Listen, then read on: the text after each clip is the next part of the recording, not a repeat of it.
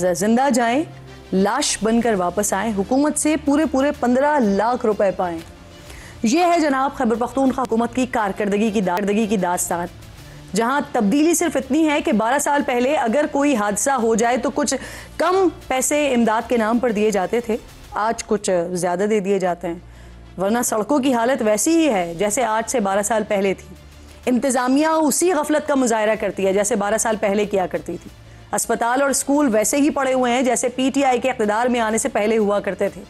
हुकूमती कारकर्दगी की जो ताज़ा कली है, स्वात में दिल दहला देने वाले वाक़े ने बड़ी खोल कर रख दिया है, जहाँ चंद बेबस सैयाह 1 घंटे से ज़ायद दरिया के बीच में फंसे रहे, मदद के लिए पुकारते रहे, दुहाइयाँ देते रहे। इतने बेबस थे ना वो कि अपने प्यारों को अपने सामने दरिया में डूबते हुए देखते रहे, लेकिन उन्हें बचाने के लिए कुछ नहीं कर सकते थे, क्योंकि जो कोशिश कर रहा था वो भी उन बेरहम लहरों का शिकार हो रहा था। और देखते ही देखते सारा ख़ानदान पानी की नज़र हो गया। इस एक तस्वीर ने ना नाज़रीन हिला कर रख दिया है सारे पाकिस्तान को। ये जो तस्वीर है ये हुकूमती बेबसी की है, बेहिसी की है। ये तस्वीर निज़ाम के मफलूज होने की है।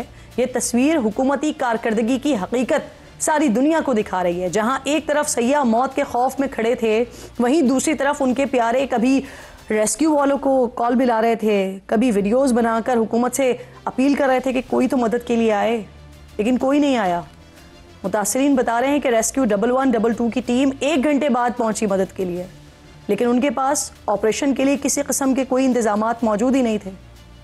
1122 को कॉल किया, 1122 तकरीबन 1 घंटे के बाद आए और वो आए हैं तो उन्होंने देखा तो देखते हुए कहा कि हमारे पास तो कोई ऐसा इंतजाम नहीं है कि पानी की स्पीड बहुत तेज है। वो चले गए हैं। उसके बाद फिर 15-20 मिनट के बाद आई है गाड़ी और उन्होंने भी देखा, उन्होंने कहा हमारे पास वो कश्ती नहीं है लेकिन हम कुछ करते हैं, और वो चले गए हैं। तो पानी की स्पीड बहुत तेज थी। तो जब वो चले गए हैं बाद में उस वक्त आए हैं जब हमारे वो लोग सैलाब की नजर हो गए। चीफ सेक्रेटरी खैबर पख्तूनख्वा शहाब अली शाह ने आज खुद रेस्क्यू ऑपरेशन में ताख़ीर और कोताही का एतराफ़ किया है। वो कह रहे हैं कि 45 मिनट में टूरिस्ट को बचाने के लिए बहुत कुछ किया जा सकता था, लेकिन वज़ीर आला खैबर पख्तूनख्वा अली अमीन गंडापुर से जब इस हवाले से सवाल हुआ तो उन्होंने जिम्मेदारी कबूल करने के बजाय ये कहकर अपना दामन छुड़ा लिया कि सारा सिस्टम मौजूद है, उन्होंने कौन सा वहाँ जाकर। इसके लिए नीचे मेरा एक पूरा एडमिनिस्ट्रेशन है, एक गवर्नेंस का मेरा एक पूरा सिस्टम है, वो चल रहा होता है। जरूरी नहीं मैं वहाँ बैठा हूँगा या मैंने जाके लोगों किसी को तंबू देना होता है। अली अमीन गंडापुर साहब, आप हाकिम हैं, तंबू भी पहुँचाना पड़े ना तो पहुँचाना पड़ता है। क्या सहाबा कराम के तर्ज़े हुक्मरानी की मिसालें नहीं दी आपके कायद ने आपको? क्या मदीने की रियासत बनाने के दावे और वादे नहीं किए? तो क्या मदीने की रियासत में हुक्मरानों का ये रवैया होता था जो आपका रवैया है सर? मदीने की रियासत में तो हज़रत उमर फारूक रज़ियल्लाहु तआला अन्हु फरमाते हैं कि दरिया फ़रात के किनारे अगर कुत्ता भी मर जाए तो उमर उसका ज़िम्मेदार होगा। अली अमीन साहब इंसान थे ये तो, और ये पहला वाक़या नहीं है। सिर्फ 1 हफ़्ता पहले सवात के मशहूर सयाहती मकाम शाही बाग, यहाँ पर कश्ती उल्टी, एक ही ख़ानदान के 5 अफराद चले गए जान से। वो भी बिल्कुल इसी तरह सैलाबी पानी में बह गए थे जैसे कल ये वाला सानिया हुआ है। इसके बाद होना तो ये चाहिए था कि आप दरिया के किनारे जितने स्पॉट्स, जितने रेस्टोरेंट्स, जितने होटल्स मौजूद हैं वहाँ पर इजाफी एहलकार तैनात करते, लेकिन अफसोस कि ऐसा नहीं हुआ। मुझे 26 अगस्त 2022 का वो मंज़र भी याद आ रहा है जिसमें 5 अफराद को सैलाबी पानी ने बिल्कुल इसी तरह से घेर लिया था। वो भी कई घंटे तक मदद के लिए पुकारते रहे थे। उनको बचाया जा सकता था लेकिन ऐसा नहीं हुआ। कोई हेलीकॉप्टर मदद के लिए नहीं आया। जो वहाँ पर मकामी अफराद मौजूद थे वही ये कोशिश करते रहे और उन्होंने अपनी मदद आपके तहत ही एक शख्स को बचाया था, और बाकी 4 अफराद ऐसे ही पानी में बह गए थे जैसे कल बहे हैं। बहरहाल जिनके प्यारे जाने थे वो चले गए हैं, और अब हुकूमत की तरफ से सिर्फ वही रिवायती जो भाग दौड़ होती है ना वो नज़र आ रही है। तहकीकात के लिए कमेटियाँ बना दी गई हैं, 5 अफसरान मुअत्तल हो गए हैं और शहदा के लवाहिकीन को इमदादी रकम देने का ऐलान कर दिया है। दूसरी तरफ पीपल्स पार्टी और नून लीग वज़ीर आला के इस्तीफ़े का मुतालबा कर रही है।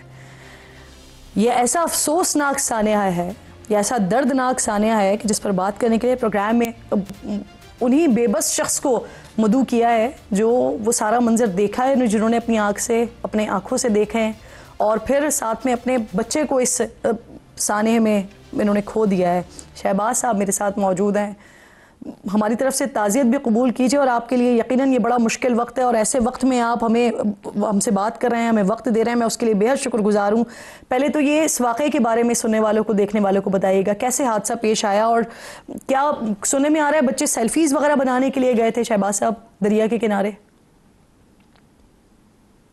दरिया तो वो था ही नहीं, जितना जहाँ तक बच्चे गए हैं वहाँ तक तो खुश्क था, वो एक ज़मीन ही थी खुश्क, वहाँ पे बच्चे गए हैं, पानी उसके 10 फुट आगे था, बच्चे वहाँ पे खेल रहे हैं, कुछ सेल्फी, पानी पीछे से आया उनसे, जहाँ से वो गुजर के गए हैं आने वाला रास्ता बंद हो गया उनके वापसी आने के लिए, वहाँ पानी बिल्कुल नहीं था, वो दरिया नहीं था, वो एक रास्ता था, वहाँ पे गए हैं बच्चे। हमें ना किसी ने कहा है इधर जाना नहीं जाना या इधर इस तरह पानी, हमें किसी ने गाइड नहीं किया, ठीक है, इसलिए बच्चे को गए, खुश्क जगह पे गए थे। शहबाज साहब, आपने ना अपनी आंखों के सामने अपने बच्चों को दरिया में डूबते हुए देखा है और बहैसियत वालिदैन मैं समझ सकती हूँ कि आप इस वक्त किस मुश्किल और किस कड़े लम्हे से गुजर रहे होंगे। जब वहाँ पर आप मौजूद थे तो जो लोग मौजूद थे उन्होंने कोशिश की, रेस्क्यू से रब्ता किया, वो कितनी देर में पहुँचे वहाँ पर, क्या जवाब मिला आपको उनसे? जी रब्ता मैंने खुद भी किया है, लोगों ने भी किया है, काफ़ी लोग लगे हुए थे, हर बंदा मोबाइल पे लगा हुआ था, लेकिन टीम 1 घंटे बाद आई है और कोई सामान नहीं था उसके पास। वही वो रस्सी एक थी, वो रख के वो कश्ती वगैरह लेने गए हैं, तो कश्ती भी वो जाल ही था लकड़ी का बना हुआ, वो बस फेंक गया उन्होंने उसमें, लेकिन वो तो उसके साथ ही बह गया, उसका फ़ायदा नहीं कोई हुआ, तब तक तो वैसे ही आधे जी हमारे बह चुके थे। आप अपने बच्चों की उम्र बताइएगा शहबाज साहब, और क्या उनके साथ मज़ीद फैमिली के लोग या दीगर लोग भी गए थे वहाँ पर? बच्चों की उम्र 7 साल से लेके 19 साल तक थी, और एक जो उनकी मामा थी 45 साल की रबीना कोसर, वो भी उनके साथ गई थी। कोई किसी किस्म का खतरा नहीं था, इसलिए वो बच्चों के साथ चले गए, हालांकि उनसे चला भी नहीं जाता था, अगर थोड़ा सा भी होता तो वो नहीं कभी भी ना जाते। इस वक्त शहबाज साहब हुकूमत पर बड़ी तनकीद हो रही है कि अगर वहाँ पर बर वक्त हेलीकॉप्टर पहुँच जाता तो शायद जो कीमती जानें गई हैं वो ना जाती, लेकिन फौरी मदद के लिए हेलीकॉप्टर नहीं पहुँचा। इस पर क्या कहते हैं आप सर, क्या वाकई ऐसा हो सकता था?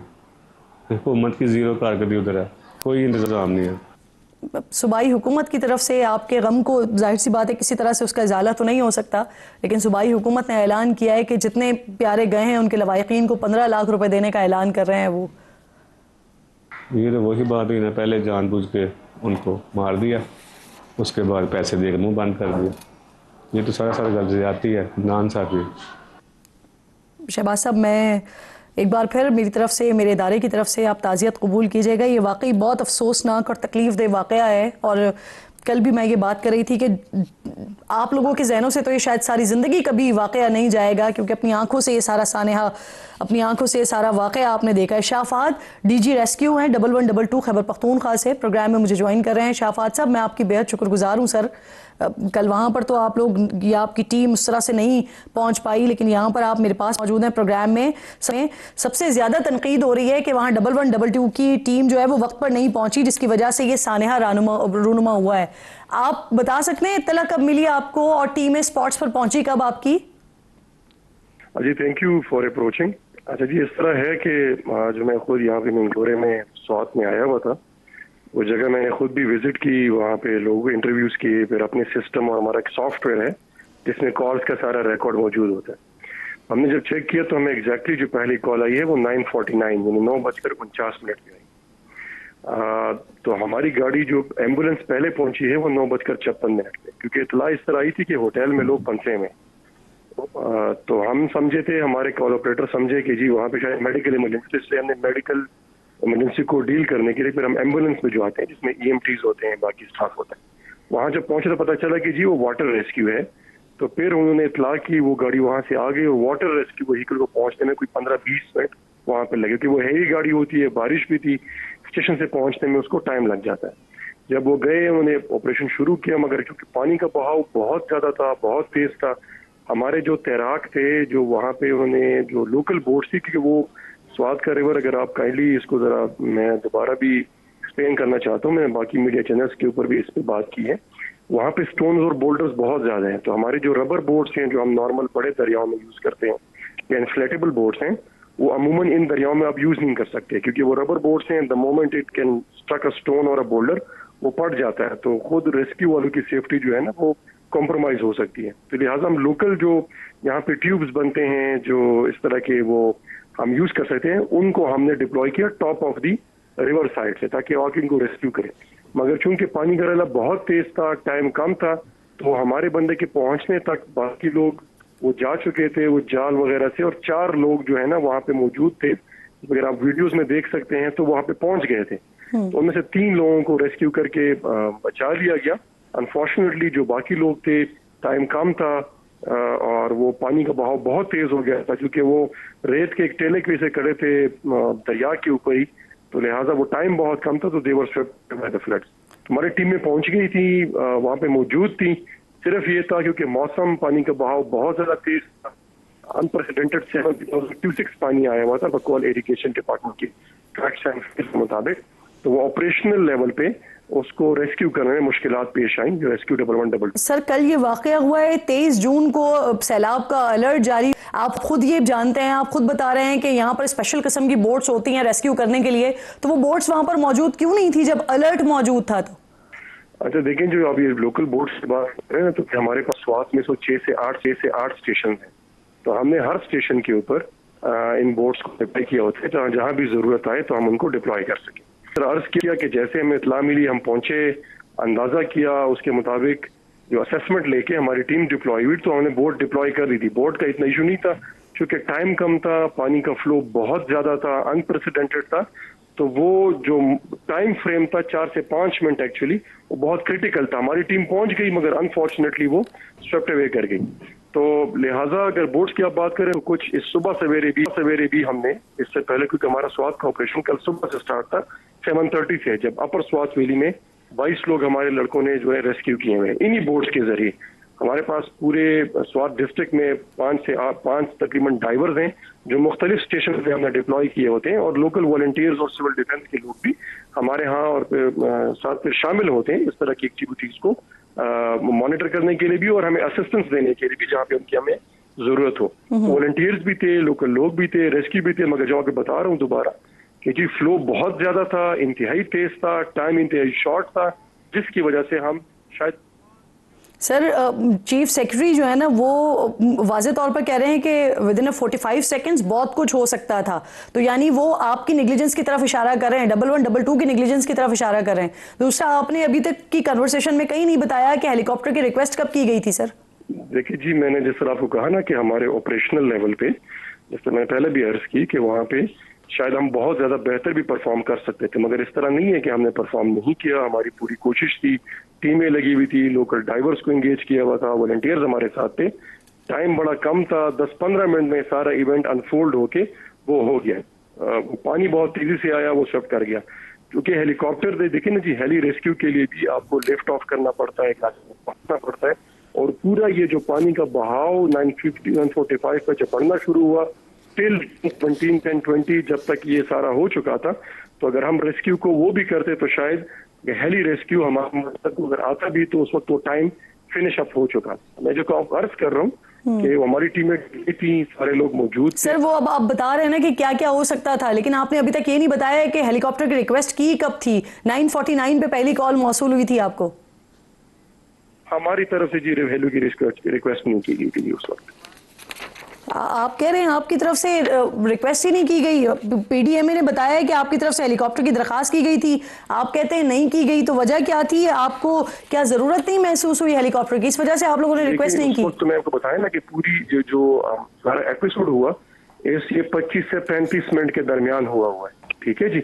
तो उसमें चूंकि हम तो पहले अपने जो तौर पे जो हमें लगता है, लेकिन हमारे लड़के तो ट्रेंड इसीलिए हैं, हाई फ्लड्स हो या लो फ्लड हो, हमारा कम ही रेस्क्यू है, ठीक है जी। तो हमने तो पूरी अपनी मेहनत पहले करनी होती है और हमें यकीन था कि हम कर पाते हैं, मगर चूंकि फ्लैश फ्लड में मैं दोबारा बताता चलूं कि इसकी नौइयत का अंदाजा जो है ना कहीं से भी नहीं हो सकता कि ये कितना बढ़ के आएगा, क्योंकि तमाम रिवलेट पे आते हैं, बहुत तेजी से पानी आता है, गिल्डर्स और स्टोन्स और बोल्डर्स को चीर पारता करता हुआ आता है, उसकी स्पीड बहुत ज्यादा होती है। तो चूंकि वो सारा एपिसोड मैं आपको दोबारा बता रहा हूँ 30 मिनट के दरमियान था, तो इसमें जितनी भी एफर्ट्स रेस्क्यू की मुकामी तौर पर हो सकती थी वो की गई। हेली के मुतालिक हमारे मुतालिक पीडीएमए ने शायद, क्योंकि पीडीएमए हमारी सिस्टर ऑर्गेनाइजेशन है, रिलीफ का सबसे बड़ा सेटअप है, तो वो फैसला भी करना एक मुतल्लिका इदारों का काम है कि उसको फिर कैसे आगे बढ़ाया जाए। पीडीएमए की तरफ से शायद वो रिक्वेस्ट की गई हो, मुझे इसके बारे में कोई इल्म है नहीं, मगर ये है कि मुकामी तौर पर जो एफर्ट्स थी और बिल्कुल डायरेक्शनल थी। सिर्फ ये था कि पानी का बहाव एकदम इतना बढ़ गया कि उसमें इम्पॉसिबल था कि वो रेस्क्यू ऑपरेशन सक्सेसफुली हम शायद कर पाते। सर, एक और भी बड़ा अहम सवाल यह है कि दफा 144 नाफिज है, उसके बावजूद भी न सिर्फ टूरिस्ट वहां पर पहुंच जाते हैं बल्कि रोजाना की बुनियाद पर ही वहां पर जो है ना तामीरात हो रही हैं, मुसलसल होटल्स वहां पर बन रहे हैं। ये एक बहुत बड़ी वजह है इंसानियत की, और ये जिला इंतजामिया की इन्वॉल्वमेंट के बगैर मुमकिन नहीं है ये सब कुछ हो जाना। काम तो रेस्क्यू से मुतल्लिक है, उसके मुतल्लिक मैंने आपको जो भी मेरे पास मालूमात थी वो दी हैं। 144 जिले में लगा हुआ है, उसकी इम्प्लीमेंटेशन भी हो रही है। जो हमने यहाँ पे रिपोर्ट्स देखी हैं, इंतजामिया ने पिछले एक हफ्ते के दौरान कोई 58 लोगों को FIR दी हैं, अरेस्ट किया हुआ है। इलीगल बोटिंग जिन लोगों ने की है, कोई 78 के करीब FIR उन पे दर्ज हुए हैं। जो होटल्स हैं उनके ऊपर रेगुलरली जहाँ पे इंतजामिया से बात हुई, एंटी इंक्रोचमेंट ऑपरेशंस होते हैं इनको। बहुत शुक्रिया आपका सर, प्रोग्राम में आप साथ मौजूद थे। शाहिद फात इंपॉर्टेंट गुफ्तगू कर रहे थे इस सारे मामले में, इस सारे सिनेरियो में क्या कुछ हुआ।